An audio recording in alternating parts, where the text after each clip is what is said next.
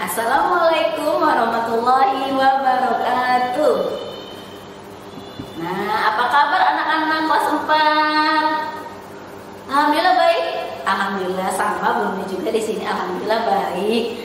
Anak-anakku, hari ini kita bertemu lagi nih, tapi dalam pelajaran yang berbeda, yaitu hari ini Bu Muna akan menjelaskan tentang pelajaran SKI. Anak-anak tahu itu apa SKI? Sejarah Kebudayaan Islam. Tapi sebelum itu, yuk kita berdoa dulu ya, agar kegiatan kita hari ini diberkahi oleh Allah. Sikap berdoa.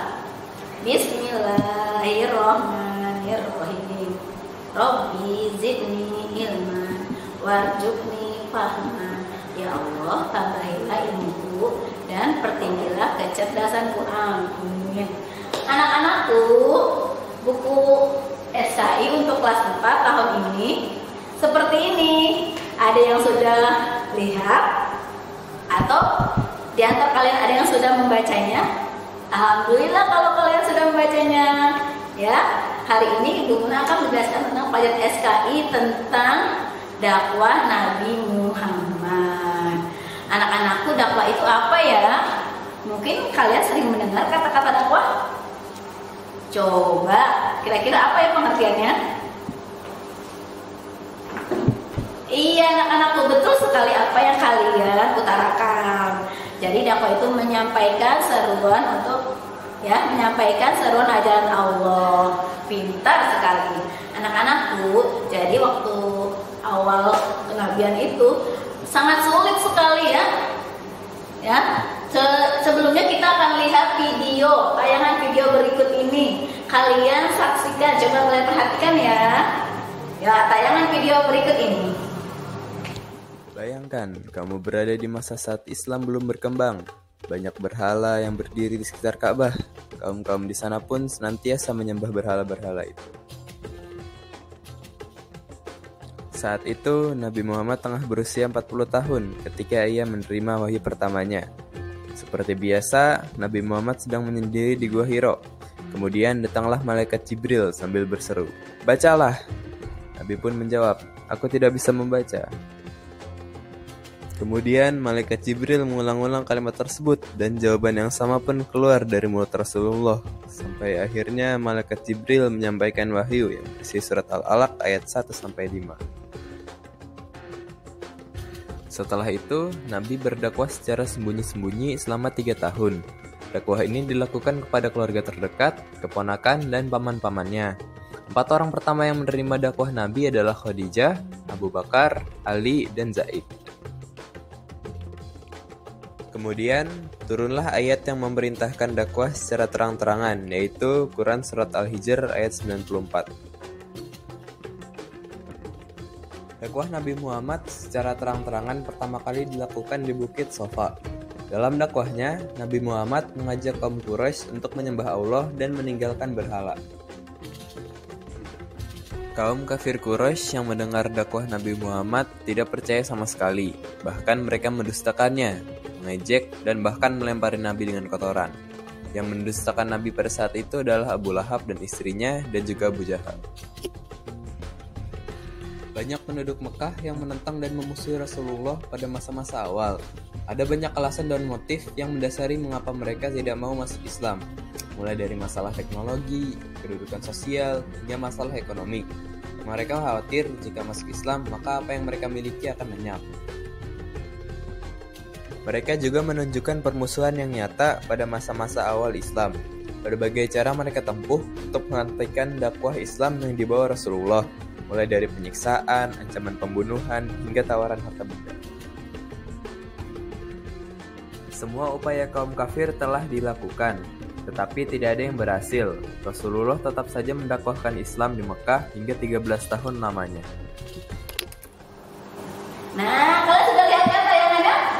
Iya, ternyata waktu awal kenabian itu sangat susah ya, karena masyarakat Arab belum mempercayai kebenaran yang disampaikan oleh Nabi Muhammad, sehingga tidak mudah untuk menerima ajaran Islam. Tidak seperti sekarang ya, alhamdulillah sebagian besar sudah beragama Islam. Anak-anakku, waktu awal kenabian itu tahapan dakwah Nabi Muhammad terbagi dua. Yang pertama, dakwah secara sembunyi-sembunyi. Adakah kalian tahu apa itu dakwah secara sembunyi-sembunyi? Ya, benar sekali. Jadi dakwah sembunyi-sembunyi itu, jadi Nabi Muhammad menyampaikan ajaran Islam hanya kepada keluarga dan sahabatnya. Anak-anak tahu apa itu as-sabiqunal awwalun atau pernah mendengar? Iya, as-sabiqunal awwalun yaitu orang yang pertama masuk Islam. Jadi waktu awal kenabian itu ada orang yang pertama kali masuk Islam. Siapa saja mereka? Nih, namanya Khadijah binti Khuwailid. Siapa ya Khadijah? Apakah kalian tahu siapa itu Khadijah? Betul sekali, Khadijah itu adalah istrinya Nabi Muhammad. Ini orang yang pertama masuk Islam. Orang yang kedua siapa? Ya, betul sekali. Ini namanya siapa anak-anak? Hebat, Abu Bakar. Siapa Abu Bakar? Sahabat Rasulullah. Siapa lagi yang ketiga? Ayo. Ya, hebat kalian ya. Ada Ali bin Abi Thalib. Siapa Ali bin Abi Thalib itu? Iya, keponakannya Nabi Muhammad. Lalu yang terakhir siapa pengguna 4 orang itu? Coba kira-kira siapa ya? Good sekali. Namanya adalah Zaid bin Haritsah.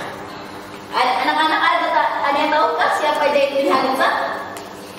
Iya, Zaid bin Haritsah adalah siapa? Pinter, anak angkatnya Nabi Muhammad SAW.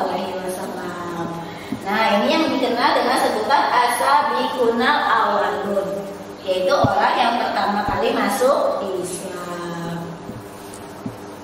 Anak-anak, Nabi Muhammad dakwah secara sembunyi-sembunyi berapa tahun ya? Dakwah secara sembunyi-sembunyi dilakukan selama 3 tahun. Dakwahnya bagaimana Bu Muna? Dakwahnya itu di rumah sahabatnya Nabi Muhammad. Siapa? Arqam bin Abil Arqam. Jadi Nabi Muhammad dakwahnya di rumah sahabatnya. Ya, seperti itu. Setelah dakwah secara sembunyi-sembunyi 3 tahun, lalu apa lagi? Tahapan yang kedua yaitu dakwah secara terang-terangan. Kamu tahu ya, terang-terangan itu apa ya? Jadi dakwah secara terang-terangan itu Nabi Muhammad dakwahnya kepada masyarakat Arab. Ya.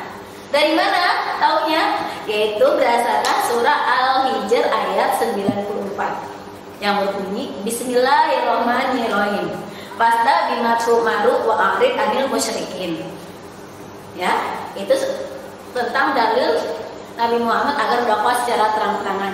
Sampaikanlah Muhammad kepada secara terang-terangan apa yang diperintahkan kepadamu dan berpalinglah dari orang-orang musyrik. Itu dalil yang menyatakan bahwa Nabi Muhammad harus berdakwah secara terang-terangan.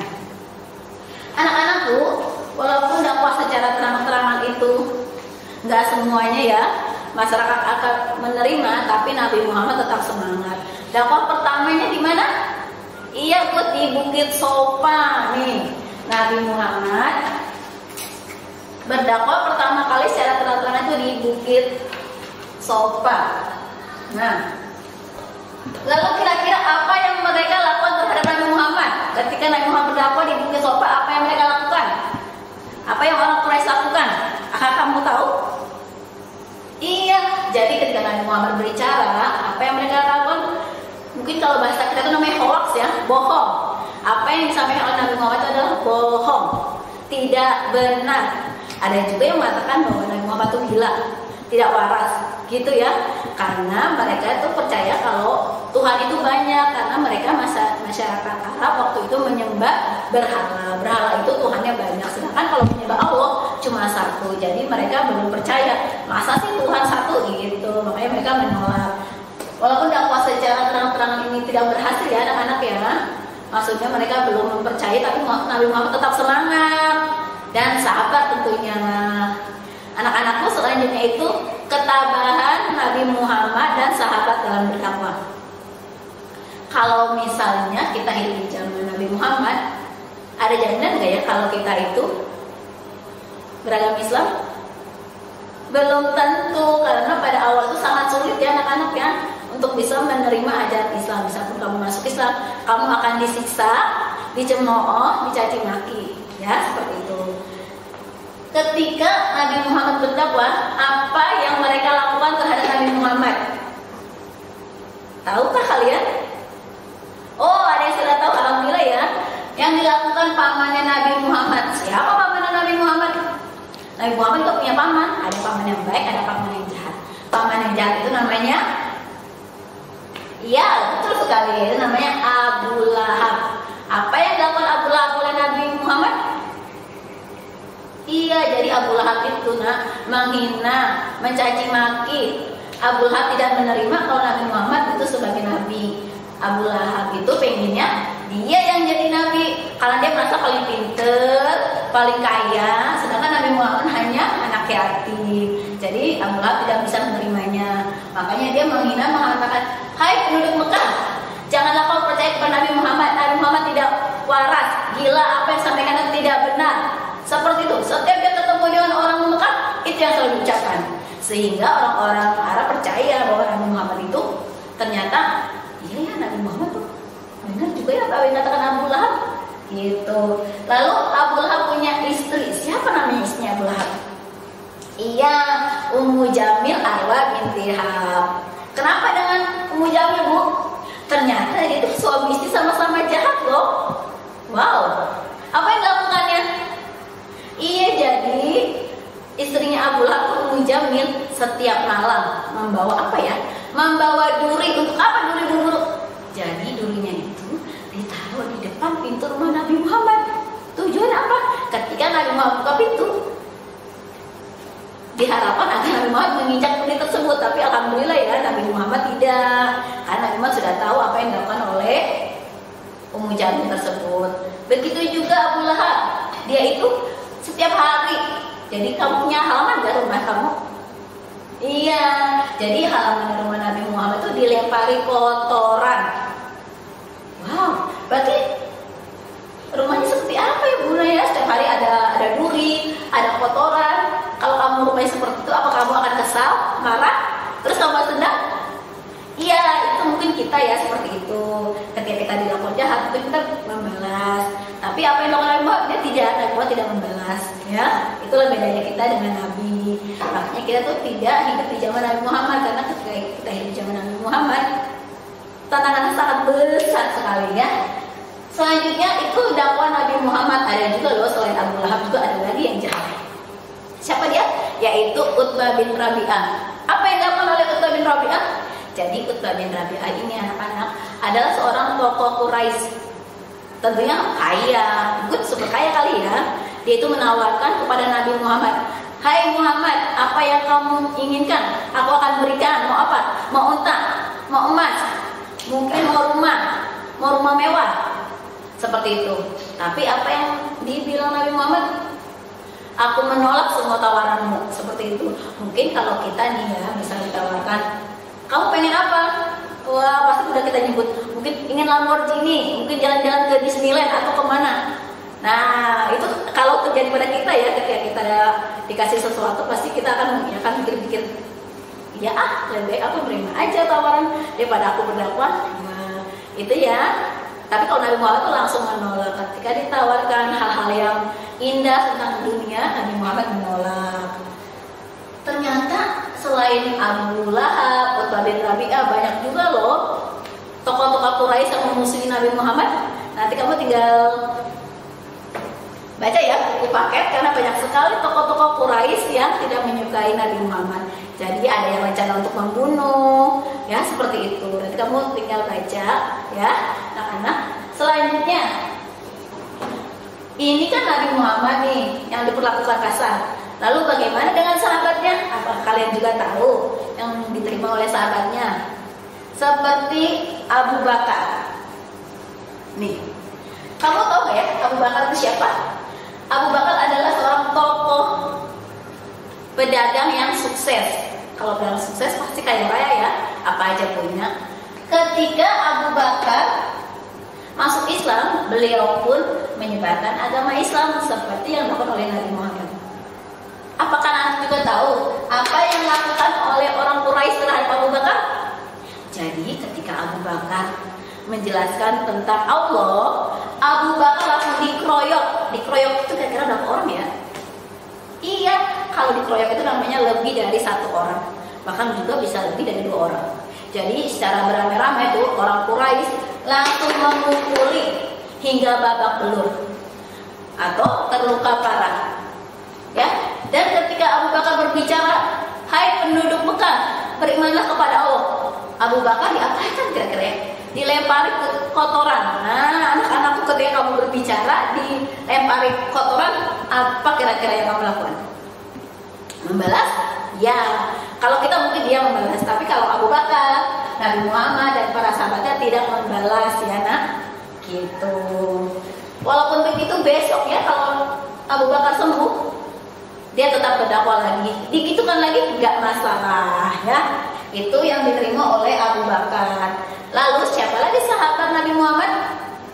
Iya, ada Utsman bin Affan. Nih, sahabat Nabi Muhammad Utsman bin Affan. Beliau juga termasuk seorang pedagang yang sukses, atau pedagang yang sukses itu berarti udah punya segalanya ya, atau kaya raya seperti itu. Apa yang mereka lakukan terhadap Utsman bin Affan? Jadi ketika Utsman bin Affan masuk Islam, pamannya tahu. Lalu apa yang dilakukan pamannya? Pamannya mengunci Utsman bin Affan di dalam kamar yang gelap. Diapain bu guru kalau di kamar gelap? Dipukulin, dihajar. Ketika kamu dipukul sama paman kamu, pamannya bilang gini, hai Utsman bin Affan, keluarlah kau dari agama Islam. Apa yang diucapkan Utsman bin Affan? Demi Allah, aku tidak akan keluar dari Islam. Ditonjok lagi. Apa yang diucapkan lagi? Demi Allah, aku nggak akan keluar dari agama Islam. Begitupun seterusnya, sampai Utsman bin Affan itu diancam akan dibunuh oleh pamannya. Kalau kamu tetap mayat, aku akan membunuhmu. Gitu. Itu yang dikatakan oleh pamannya. Tapi apa yang dikatakan Utsman bin Affan? Apakah Utsman bin Affan ciut? Wah, aku mau dibunuh nih. Gitu. Tidak, ternyata Utsman bin Affan tetap berkata, demi Allah aku tidak akan meninggalkan Islam. Sehingga akhirnya lelah dah pamannya Utsman bin Affan. Nah, itu adalah kisah dari sahabatnya Nabi Muhammad yang kaya.